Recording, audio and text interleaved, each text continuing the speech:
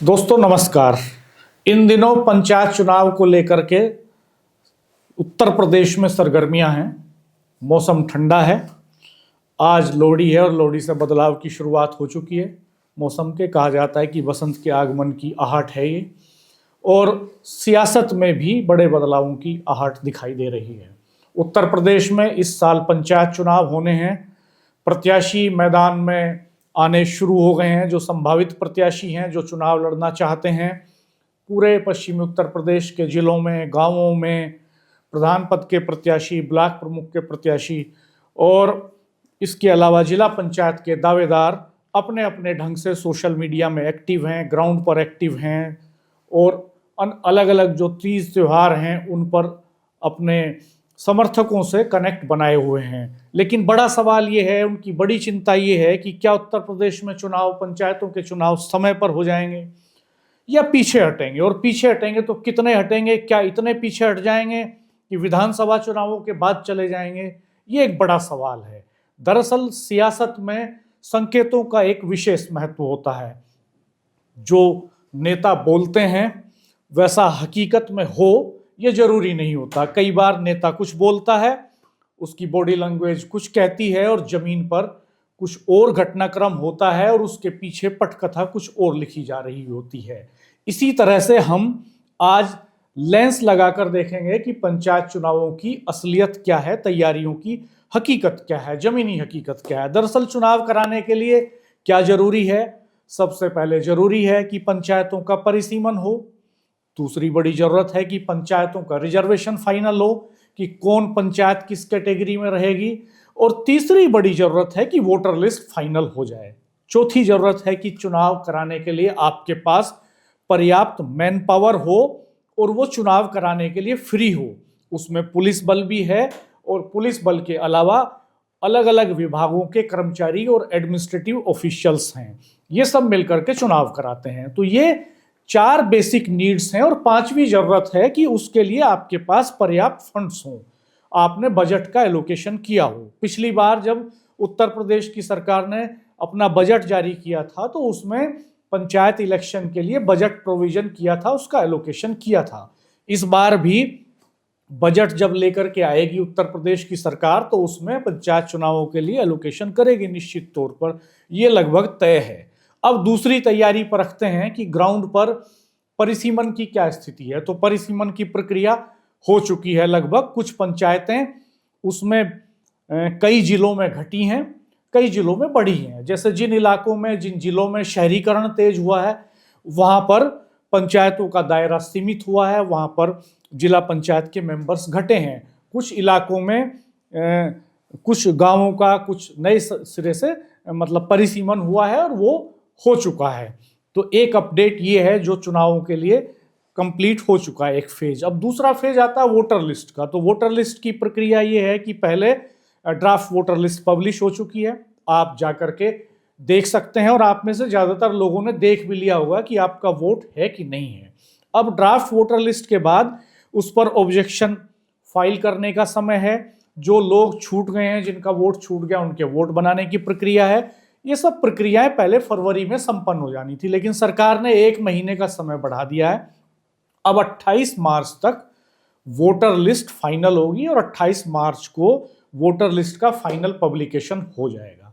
तो ये बात भी संभव है कि 28 मार्च तक ये कंप्लीट हो जाए। लेकिन इससे एक आहट मिलती है कि पिछली बार अप्रैल में इलेक्शन हुए थे और अप्रैल में वोटिंग हुआ, 4 चरणों में चुनाव हुआ था उत्तर प्रदेश में, और उन सभी चरणों में चुनाव के बाद फिर मई में एक तरह से कहें तो स्थानीय सरकारों का गठन हो गया, यानी प्रधानों ने काम शुरू कर दिया और जिला पंचायत के अध्यक्षों ने काम शुरू कर दिया। लेकिन इस बीच में एक बड़ा डेवलपमेंट ये हुआ है कि सरकार ने 1 अप्रैल से जनगणना कराने का फैसला लिया है पूरे देश में। और ये जो जनगणना है यही सबसे महत्वपूर्ण बिंदु है जो उत्तर प्रदेश के पंचायत चुनावों को प्रभावित कर सकती है।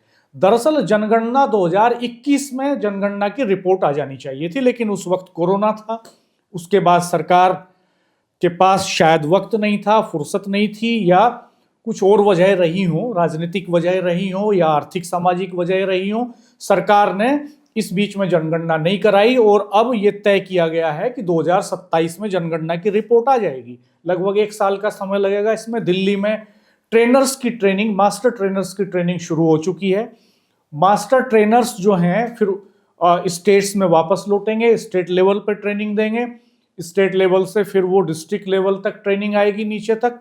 मास्टर ट्रेनर्स तैयार होंगे, स्टेट लेवल के मास्टर ट्रेनर्स पहले तैयार होंगे, फिर डिस्ट्रिक्ट लेवल के मास्टर ट्रेनर्स तैयार होंगे और वो मास्टर ट्रेनर्स सारे जिलों में ट्रेनिंग देंगे जनगणना की। उसके बाद डिजिटली, पहली बार देश में डिजिटली ये जनगणना होने जा रही है।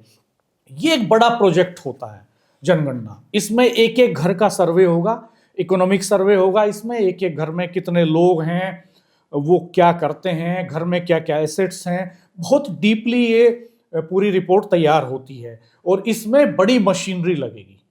आप समझिए कि बड़े लेवल पर पूरे उत्तर प्रदेश के तमाम सरकारी विभागों के कर्मचारी, अधिकारी इसमें लगेंगे। उसमें चाहे शिक्षक हों, उसमें चाहे डिफरेंट डिपार्टमेंट्स के अलग अलग पदों पर काम करने वाले लोग हों, सबकी जिम्मेदारियां तय होंगी और ये एक विहंगम काम होगा अपने आप में।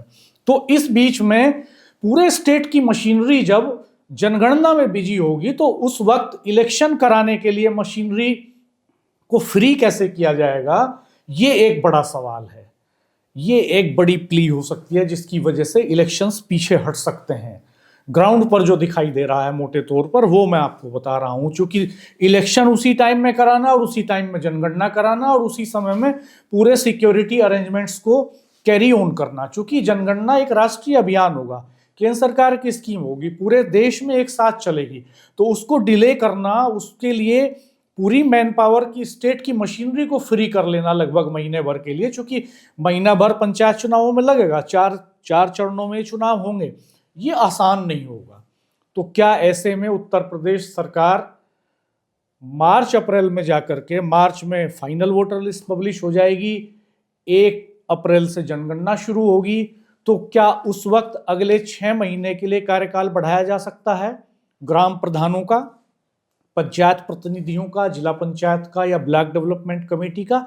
ये एक बड़ा सवाल है। मौजूदा पंचायत प्रतिनिधियों के लिए एक अच्छी खबर भी हो सकती है कि 6 महीने का समय उनके लिए बढ़ जाए, उनको 5 साल की जगह 5.5 साल का समय मिल जाएगा।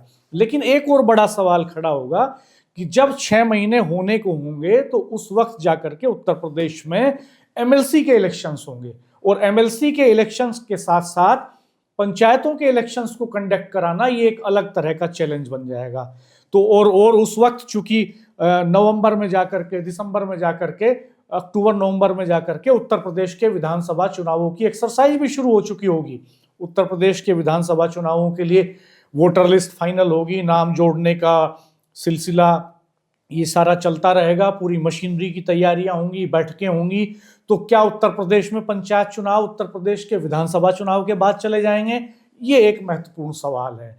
मैंने आपको जमीनी परिस्थितियां बताई हैं, इससे आप खुद अंदाजा लगा सकते हैं कि किस किस तरह की संभावनाएं पंचायत चुनाव को लेकर के बन सकती हैं। एक संभावना बन सकती है कि 6 महीने का एक्सटेंशन दे दिया जाए मौजूदा पंचायत प्रतिनिधियों को, लेकिन बाध्यता है कि 6 महीने के बाद दूसरा एक्सटेंशन नहीं दिया जा सकता, ये कानूनी बाध्यता है। तो इसके बाद अगर दोबारा एक्सटेंशन नहीं मिलेगा तो क्या उनके बस्ते रख करके प्रशासनिक अधिकारियों के हवाले कर दी जाएंगी पंचायतें अगले इलेक्शन होने तक? ये भी एक देखने वाली बात होगी। लेकिन इस बीच क्या उत्तर प्रदेश की सरकार इतना फाइन ट्यून कर पाएगी पूरी मशीनरी को कि वो समय पर चुनाव करा ले जाए? ये एक बड़ा सवाल होगा। अगर उत्तर प्रदेश सरकार के नेताओं की बात करें तो जब प्रेस उनसे बात करती है या जो अखबारों में उनके स्टेटमेंट्स आते हैं लगातार, या वो जो लोगों में बात करते हैं अपने लोगों में भी, तो वो लगातार यही कहते हैं कि चुनाव की तैयारियां जारी रखिए, पंचायत चुनाव तय समय पर होंगे। वो बिल्कुल नहीं कहते कि पंचायत चुनाव लेट होंगे। लेकिन जो जमीनी हकीकत है और जो कड़ियां जिस तरह से दिखाई दे रही हैं एक्सरसाइज की जमीन पर, उससे इसकी संभावना बेहद कम लगती है कि उत्तर प्रदेश में पंचायत चुनाव समय पर हो पाए।